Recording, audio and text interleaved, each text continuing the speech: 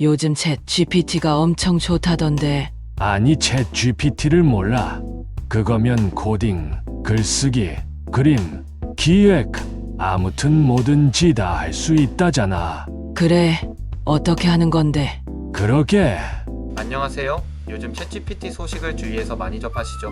좋다는 건 알겠는데 막상 어떻게 하는지 모르시는 분들이 많더라고요. 그래서 오늘은 정말 처음부터 챗GPT를 사용하는 방법에 대해 이야기하고자 합니다. 주위에 챗GPT를 시작하려는 분들에게도 이 영상을 선물해보세요. 그러면 시작합니다. 보이시는 화면 디자인, 시간이 지남에 따라 바뀔 수도 있습니다. 지금 영상은 24년 2월 2일 기준입니다. 먼저 구글을 접속합니다. 저는 크롬 브라우저를 사용하고 있습니다. 검색창에 챗GPT를 검색해줍니다. 제일 위에 나오는 챗GPT를 클릭해줍니다. 이때 다른 스팸 사이트에 접속하지 않도록 주소를 확인해줍니다. 이제 로그인을 해주어야 하는데요. 아이디가 있을 경우에는 로그인을 클릭합니다. 새로 회원가입이 필요한 경우에는 사인업을 클릭합니다. 가지고 계신 이메일로 회원가입을 해야 합니다. 만약 이메일이 없으시다면 챗GPT 사용을 위해서 이메일을 만들어 주시길 바랍니다. 이메일은 어떤 이메일도 관계없습니다. 저는 구글 이메일이 있기 때문에 구글 계정으로 계속을 클릭하겠습니다. 가입하려는 이메일을 클릭해 줍니다. 여기서 주의하실 점이 구글 계정, 애플 계정, 마이크로소프트 계정으로 회원가입하셨다면 로그인할 때도 같은 방식으로 로그인하셔야 합니다. 구글 계정으로 가입했어도 이메일 로그인은 되지 않습니다. 모두 동의해 줍니다. 이름과 생년월일도 입력해 줍니다. 실제와 다르게 입력해도 큰 관계는 없습니다. 그러면 회원가입이 끝나게 됩니다. 첫 회원가입 시 나오는 화면입니다. 사용법에 대해 가르쳐 주는데 한번 같이 읽어보겠습니다.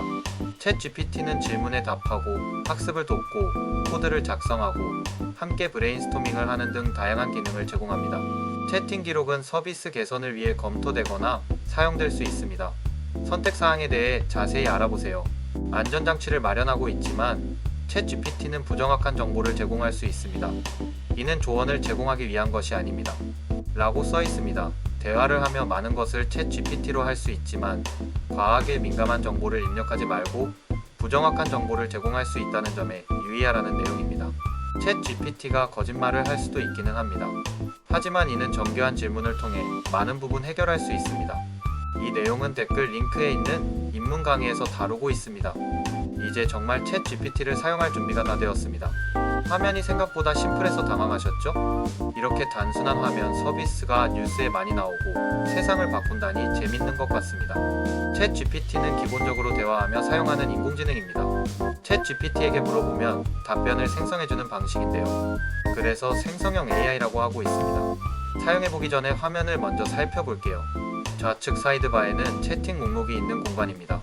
아래에 프로필을 눌러보겠습니다. 세팅에서 여러 세팅을 해줄 수 있습니다. 테마는 어둡게, 밝게 또는 시스템과 동일하게 색상을 정할 수 있습니다.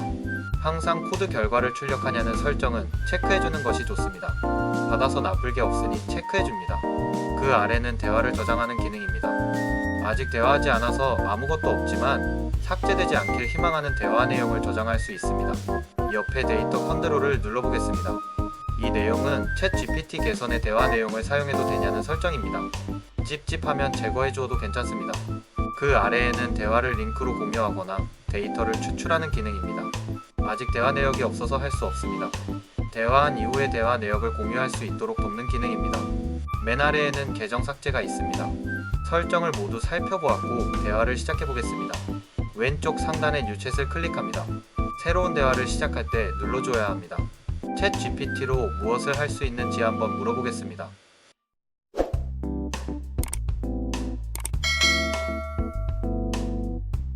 이런 식으로 답변을 해주는 서비스입니다. 왼쪽에서 채팅 목록이 생긴 것을 확인하실 수 있습니다. 왼쪽 상단의 챗GPT 3.5를 누르시면 GPT-4 있는 것을 확인하실 수 있습니다.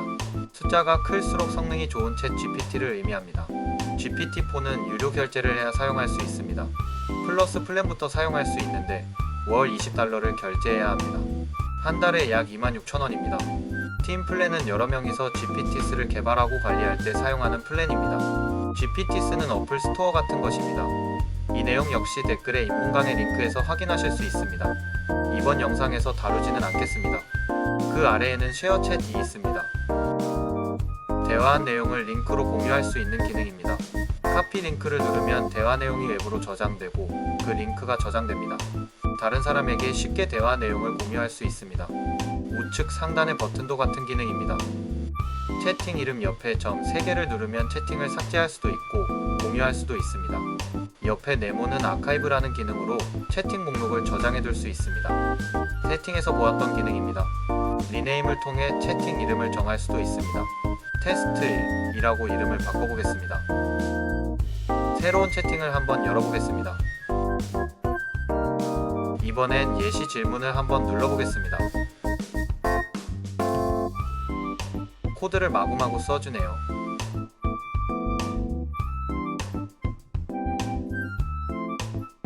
이게 무슨 말을 하는 건지 확인해 보겠습니다. 웹페이지 제작을 위한 코드 같습니다. 사실 잘 모르면 챗 GPT한테 물어보면 됩니다.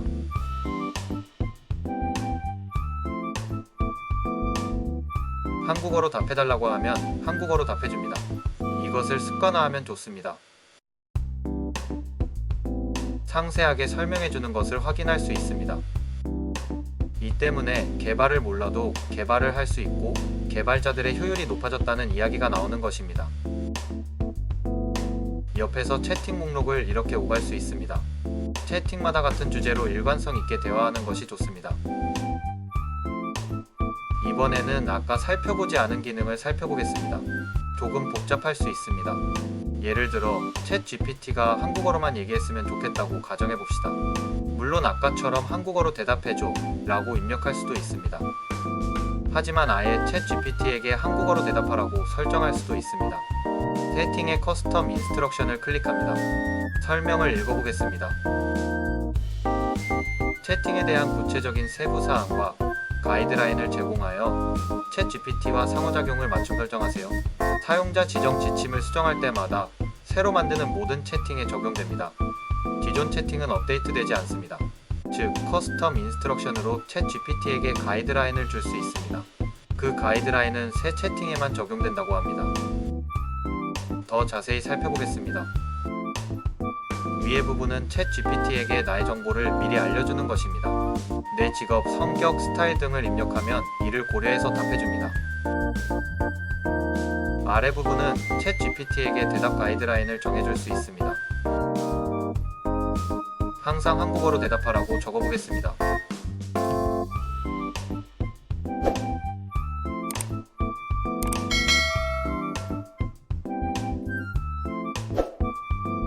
적용을 누릅니다. 새로운 채팅부터 적용되므로 뉴 채팅을 눌러줍니다. 영어로 질문을 한번 해보겠습니다.